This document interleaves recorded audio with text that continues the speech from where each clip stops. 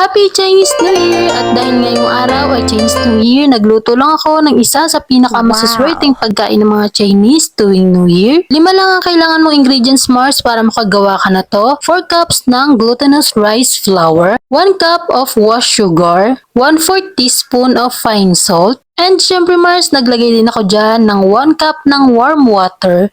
And then hinalo-halo ko lang ito hanggang sa mag-incorporate lahat. And then lagyan ko yan ng 2 tablespoon ng ube flavoring with color. Pag na-incorporate ng mabuti yung ube flavoring with color dyan sa may mixture, ay masahin lang ito. Kung wala naman kayong plastic gloves ay pwede kayong magugas mabuti ng kamay. And then Mars, kinuha ko lang din dyan yung pinaka-plate ng aking steamer and then nilagyan ko lang yan ng foil. And then ginawa ko lang yung process na yan. Binaligtad ko yan, Mars, at nahirapan nga ako dun sa harap. Basta Mars, magkaroon lang yan ng mga konting butas, kagaya niyan. And then kinuha ko na yung aking mixture and then yung aking cube size ng mga cheese. Binilog-bilog ko lang yan and then pinlatan ko yan, Mars, and then nilagyan ko yan ng cheese dun sa loob. Siguraduhin lang, Mars, na walang crack yung mixture kapag ka nilagay na dun sa may lagayan. At habang ginagawa ko ngayong process na yun, Mars, ay nagpapainit na rin ako ng tubig dyan sa may aking steamer. And then nilagay ko lang yung mixture. Niluto ko yan sa loob ng 15 minutes. And after nun, Mars, eto na yung finished product ng aking ube tikoy balls. So if you want more, follow me for more.